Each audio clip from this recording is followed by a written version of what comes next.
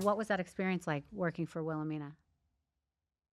It was a lot. I would say the only thing that prepared me for that was the skating world because I had already seen like all the worst parts of life. I had seen sexual harassment and sexual assault and annoying people and young girls being taken advantage of and all Yeah. these horrible things. So I was prepared for that. But it was weird. You know, it was weird. I lived at home with my parents in Right. New York City, so I was protected.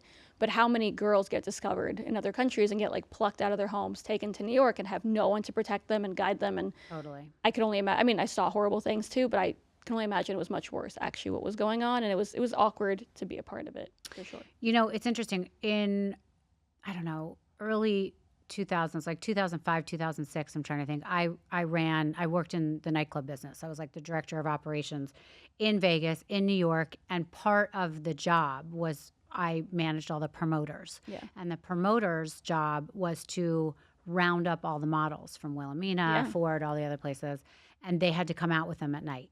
And they all were taken to dinner. It was all comped at one of our restaurants, and then they all came and were kind of plopped into a seat yeah, so they can sit next to the big spenders and potentially, you know, get these guys to spend more money. yeah, And these girls were all from different countries. They only had each other. I remember talking to a couple of them because, you know, we would bring them alcohol. They weren't really allowed to drink. They didn't think it made them look good. I would give them some food. They'd be like, we don't eat. I'm like, these girls must be starving and miserable. yeah, And like, what are they doing? But it seemed like they were all having fun. But eventually, I heard so many terrible yeah, stories that these promoters were almost like pimps, yeah, and that, you know, they had no family here, and they just felt like they had to continually one up the other girl or sleep with someone or yeah, whatever it was, and it seemed like a very unsafe environment. And then also, you know, if you feel your self-esteem, I mean, it seemed like none of them had great self-esteem, but if they felt like something wasn't right with their beauty, their world was over because they had nothing yeah. else. That's And all I that thought that mattered. was really No, it terrible. was horrible. And I mean, you mentioned the nightclubs.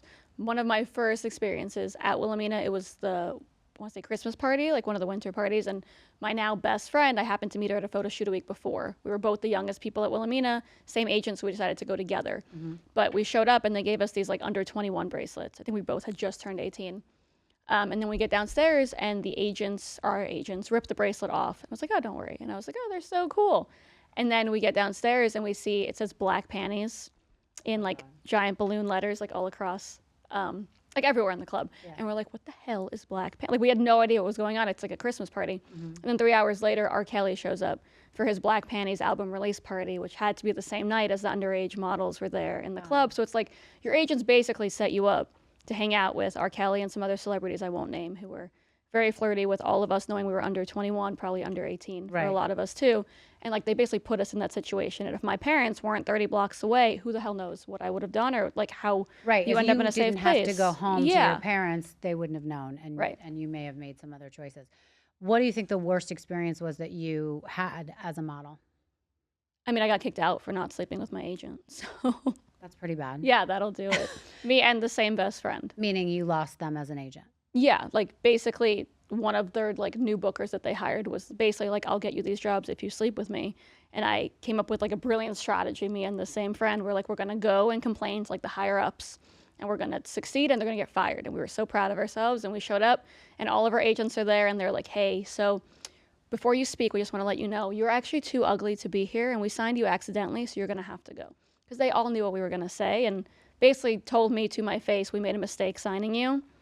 You're cute, but you can never be a model. So like you're gonna have to leave. Wow. Before I could even say like I'm being sexually harassed by yeah. Right. And that was it. And they never And talked you to us never again. modeled again? I did with other agencies, but Okay, like you that did. was a pretty blatant like, hey, this is what the industry is. Wow. And have you ever run into those people again? I've sent them things here and there. Like when I got like a cool cover, I would just like send it to that agent to Oh, be like, hey, screw good. you. But I haven't run into them. Right. No. Like someone thinks I'm cute. Yeah. Maybe not you. Exactly. And I don't want to sleep with you, but Right. Didn't have to hey. sleep with you and I'm on the cover. Right, of, right, yeah. right. Oh my God, amazing. All right. So, how did you get from that? Yeah. First of all, before you answer anything else, what did you want to be as a child? What did you think besides a skater? Yeah, which I didn't discover until like I was Right. 10. I don't really know. I was such a happy child. Like my parents put me in everything. I was like captain of the math team in middle school. I played violin every day. Like every activity possible they gave Wow. me. I loved my school. I loved my friends. I was just like a normal happy child. I wanted to go to Ivy League schools and make my parents proud, and I just didn't even think about anything. I thought the world was like an easy, fun, happy place. Right, right. Yeah. So after the modeling or during it, you finally get into college? Is that the Technically, I was like still very, very depressed over the skating. I didn't Okay. really want to do anything. I applied to Harvard and got in, and then told my parents I wasn't going. And then like a year later, they convinced me to take like an online class here, an online class there, and then I didn't graduate to get my bachelor's until probably 8 years later because I was so lazy and so uninterested. But by the time I had graduated that last year, I had like gotten my act together, decided to graduate with honors, then applied to Penn, got a master's, and like grew up. Oh, But wow. for the first few years, I was like, my life is over. I don't need a college degree. I'm not going anywhere. Wow. So you got your degree from Harvard. Yes. Was it all online?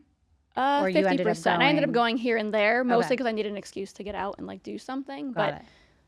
the first 5 years, I might have gotten like 10 credits. And then the last I'm 2 years, I graduated. I'm curious about that though. Like, Yeah. is it harder to be at home doing online classes, even though it's with Harvard, or like Yeah. is part of the Harvard experience being at the school with these like genius people? So, like we kind of talked about before the show, I'm very antisocial.